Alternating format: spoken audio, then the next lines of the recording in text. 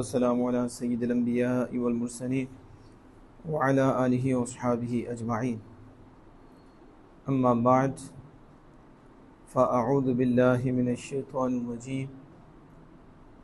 صم بكم عمي فهم لا يرجعون أو كصيب من السماء فيه ظلمات ورعد وبرق يجعلون أصابعهم في آذانهم من الصواعق حذر الموت والله محيط بالكافرين يكاد البرق يخطف أبصارهم كلما أضاء لهم مشوا فيه وإذا أظلم عليهم قاموا ولو شاء الله لذهب بسمعهم وأبصارهم إن الله على كل شيء قدير.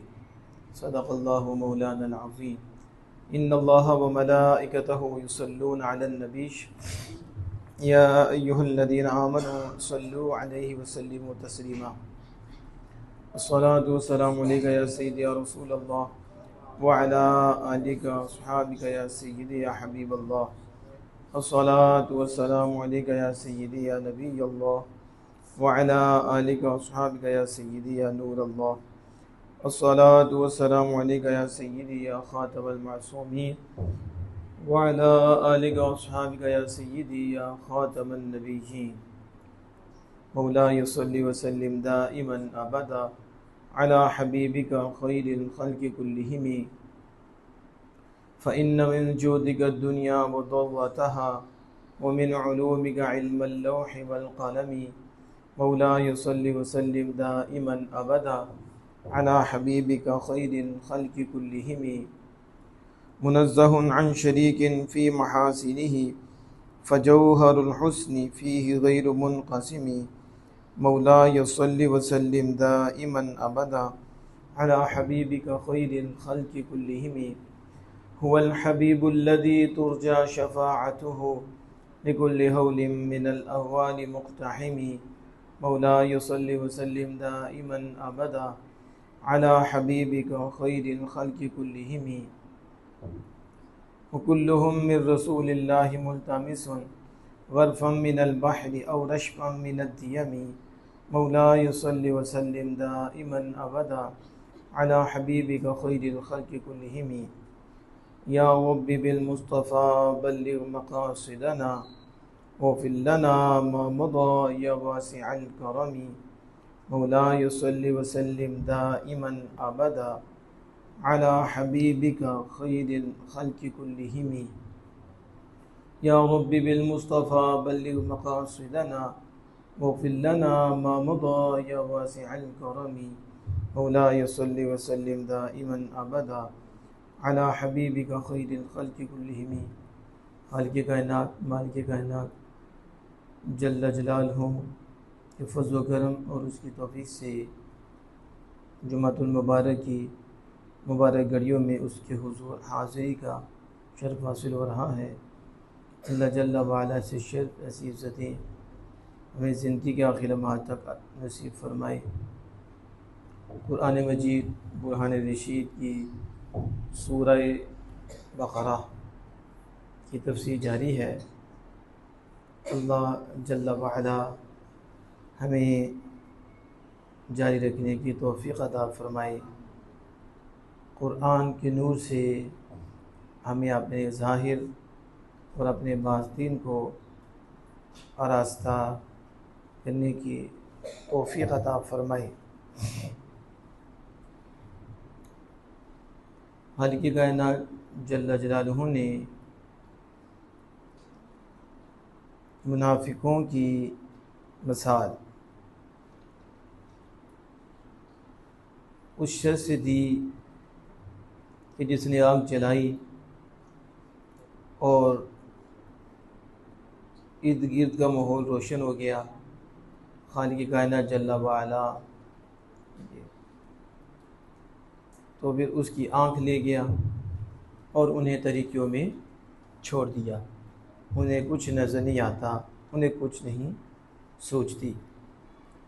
اور دوسری مثال آسمان سے اترتے ہوئے پانی کے ساتھ دی جس میں تاریکیاں ہیں، کڑک ہے، بجلی ہے، وہ کڑک کے سبب موت کے ڈر سے اپنے کانوں میں انگلیاں ٹھونس لیتے ہیں۔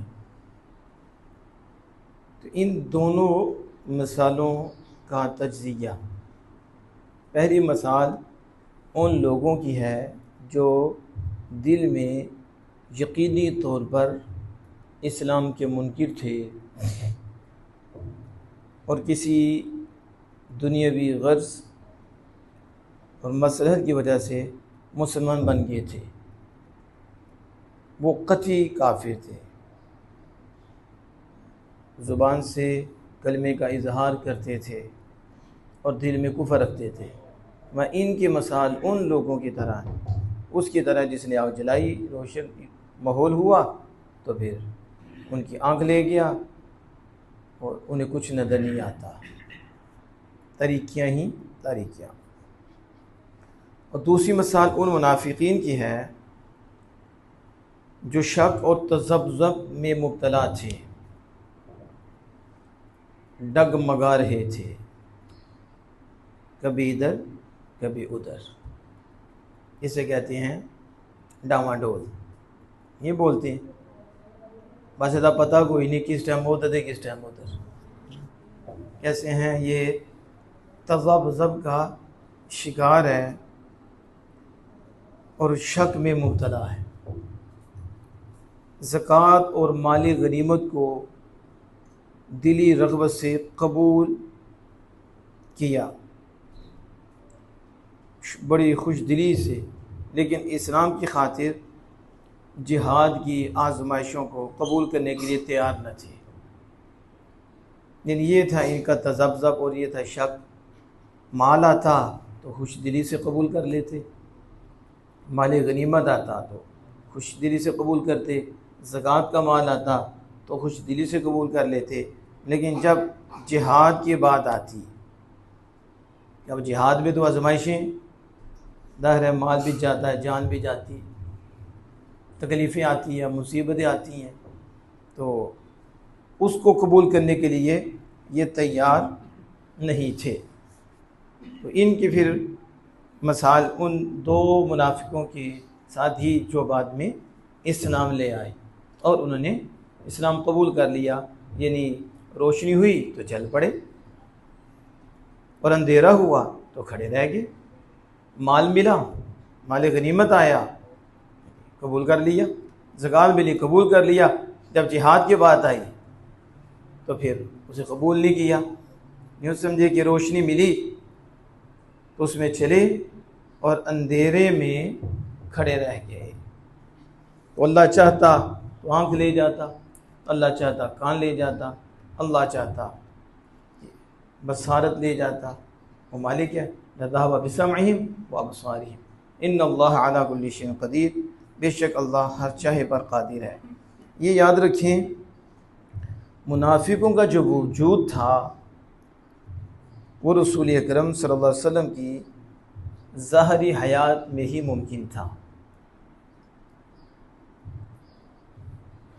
یہ آپ ہی کا منصب تھا کہ آپ وحی الہی سے بتائیں کہ فلاں شخص منافق ہے، اور جب وحی منقطع ہو چکی، وحی کا سلسلہ رک گیا، تو اب کسی شخص کے متعلق یہ کہنا ممکن نہیں کہ وہ منافق ہے۔ کیوں؟ کیونکہ رسول اللہ صلی اللہ علیہ وسلم کے سوا کسی شخص کے پاس قطعی طور پر، یقینی طور پر کسی دل کے حال پر اطلاع نہیں ہو سکتی، اور وہ کسی کے دل پر مطلع نہیں ہو سکتا۔ لہذا جو شخص اسلام ظاہر کرے گا وہ مسلمان ہے، جو کفر کو ظاہر کرے گا وہ کافر ہے، جو اسلام سے کفر کی طرف لوٹ جائے گا وہ مرتد ہے، اور جو شخص اپنے کفریہ عقائد پر اسلام کا ملمہ چڑھائے گا ہیں کفریہ، لیکن یوں سمجھو کہ نیچے لوہا ہے اوپر سونے کا پانی ہے، دھوکہ، تو یہ ملمہ چڑھائے گا وہ زندیق ہے۔ اس لیے مرزائیوں کو زندیق کہتے ہیں کہ ان کے عقائد کفریاں، لیکن اوپر یہ اسلام کا ملمہ چڑھا کے اپنے آپ کو مسلمان ثابت کرتے ہیں، یہ زندیق ہیں۔ اور حقیقی منافق کوئی نہیں۔ یعنی کہ کوئی اپنے علم سے یہ کہے تو وہ قطعی اور یقینی نہیں ہے، تو اس پہ حکم نہیں لگے گا۔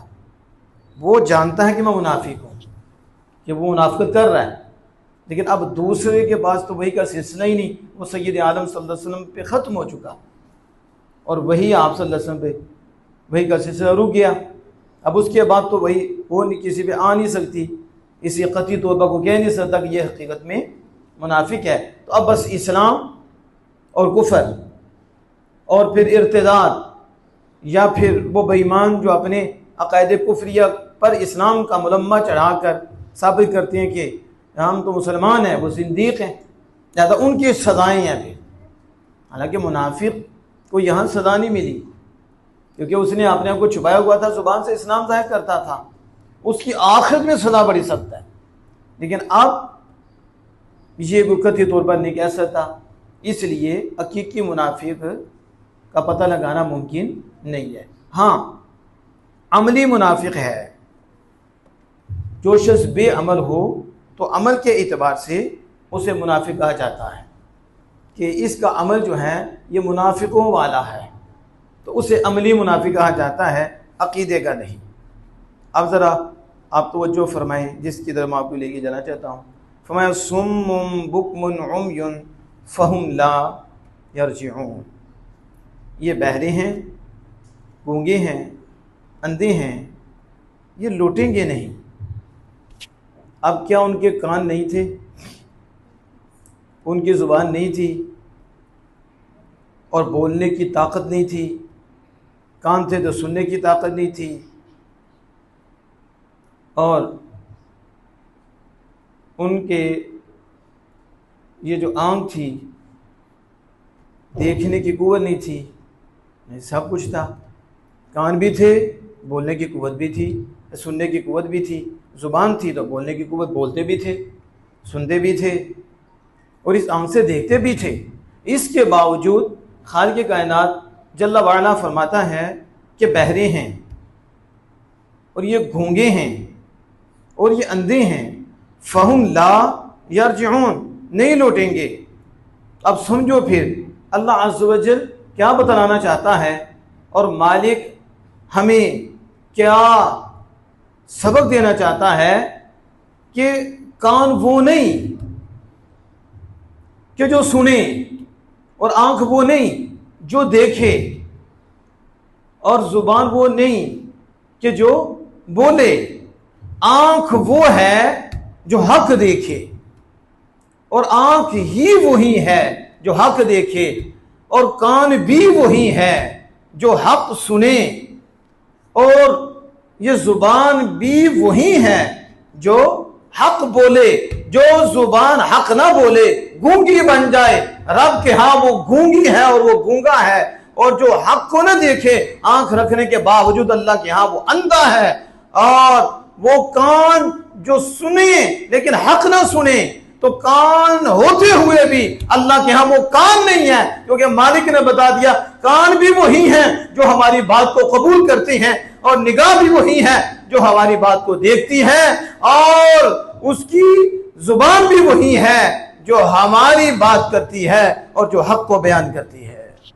اب یہاں دیکھیں، یہاں لوگ کہتے ہیں جی ان کے ہاتھ نہیں، ان کے کان نہیں۔ آپ نے کہا ان کے کان، ان کے ہاتھ کیا ہیں؟ جو ہاتھ حق کی ادا نہ کرے، جو کان حق کی ادا نہ کرے، اور جو نگاہ حق کی ادا نہ کرے، اللہ باپ فرماتا ہے کان رکھنے کے باوجود کان نہیں ہے، آنکھ رکھنے کے باوجود آنکھ نہیں ہے، اور زبان رکھنے کے باوجود زبان نہیں ہے، کیونکہ یہ حق نہیں بولتی۔ جو حق بولتا ہے اسی کی زبان ہے، جو حق سنتا ہے اسی کے کان ہے، جو حق دیکھتا ہے اسی کی آنکھ ہے۔ اب یہاں آپ باقی مزید جائیں تو قرآن پاک میں اللہ عز و جل فرماتا ہے کافروں کو کہ یہ مردہ ہیں۔ اب کافر چلتے پھرتے ہیں، لیکن اللہ پاک فرماتا ہے مردہ ہیں۔ تو کیا وہ مردہ تھے؟ ان میں تو روح بھی تھی، اور وہ دیکھتے بھی تھے، وہ بولتے بھی تھے، وہ سنتے بھی تھے۔ تو آپ کو یہاں سے بھی سمجھ آنا چاہیے، کیا کان نہیں تھے؟ کان تھے، لیکن اپنا مان نہیں، کان نہیں ہے۔ زبان تھی، مان نہیں ہے۔ زبان تو تھی، اور آنکھ تھی، کان نہیں ہے۔ کیوں؟ کیونکہ یہ حق کو قبول نہیں کرتے اس لیے نہیں ہے۔ پتہ چلا زندہ بھی وہی ہے جو اللہ کی بات کو قبول کرتا ہے، اللہ کے محبوب کے آگے جھکتا ہے، وہ مر بھی جائے تو زندہ ہے۔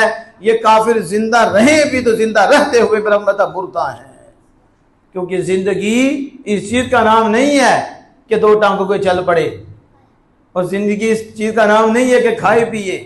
زندگی اس چیز کا نام ہے کہ رب کے آگے جھکے، رب کے مصطفیٰ کے آگے جھکے، تو پھر یہ وہ زندگی ہے کہ مرنے کے بعد بھی پھر یہ اسے حاصل ہوتی ہے، اور مرنے کے بعد بھی اسے یہ زندگی نصیب ہوتی ہے۔ تو اس لیے حضرات محترم، حق کا ساتھ دیا کریں، حق کے ساتھ رہا کریں، حق ہی بولا کریں، اور گونگا شیطان نہ بنا کریں۔ یہ منافق، یہ دوسرے، یہ گونگے شیطان ہیں کہ جب حق کی بات آتی ہے تو گونگے بن جاتے ہیں، اور جب باطل کی بات آتی ہے تو ٹیں ٹیں کرنے لگ جاتے ہیں، اور حق کے ساتھ دینے کی بات آتی ہے تو چپ کر جاتے ہیں، اور ناحق میں یہ اپنے مشورے دیتے ہیں، اور اس کانوں سے وہ سنتے بھی ہیں، ناحق سنتے ہیں اور اسے ایکسیپٹ کرتے ہیں، اسے قبول کرتے ہیں۔ تو انہیں بھی غور کرنا چاہیے کہ کہیں ہم بھی ان لوگوں کی لائن پہ تو نہیں چل رہے کہ جو حق کو قبول نہیں کرتے تھے، حق کو سنتے نہیں تھے۔ تو اللہ پاک اسے ہمیں محفوظ رکھے۔ مالک فرماتا ہے ان اللہ علی کل شیء قدیر، بے شک اللہ ہر چیز پر قادر ہے، اللہ ہر شے پر قادر ہے اور ہر چیز پر قادر ہے۔ اہل سنت و جماعت کے نزدیک شے موجود چیز کو کہتے ہیں، جو چیز موجود ہو اسے شے کہتے ہیں۔ اگر یہ اس میں فاعل کے معنی میں ہو تو پھر شائن یعنی چاہنے والا، اس وقت یہ واجب کو بھی شامل ہوگی، یعنی اللہ جل وعلا کو بھی شامل ہو جائے گی۔ قل ای شیء اکبر شہادہ، کہہ دیجئے سب سے بڑی گواہی کس کی ہے؟ قل اللہ، تو کہہ دیجئے وہ اللہ کی ہے۔ اب یہاں شے کا اطلاق اللہ پر بھی ہوا، یعنی شے کا اطلاق ممکن پر بھی ہے اور واجب پر بھی ہے۔ ممکن جو ہو سکے، جو موجود ہو، یہ ممکن ہے، اور واجب وہ ہے جو ہمیشہ سے ہے اور ہمیشہ رہے گا۔ وہ اللہ کی ذات ہے جو ہمیشہ ہے، ہمیشہ رہے گی، اور اس کی صفات بھی ہمیشہ سے ہیں اور ہمیشہ ہی رہیں گی۔ ایک لمحہ کیا، اس سے بھی کوئی کروڑواں حصہ بھی ہو جو ہمارے ہاں ہے، اس پہ زوال نہیں ہے، زوال مخلوق پہ ہے، اور یہ نہیں تھی، اللہ نے ان کو پیدا فرما دیا، تو یہ ممکن ہے۔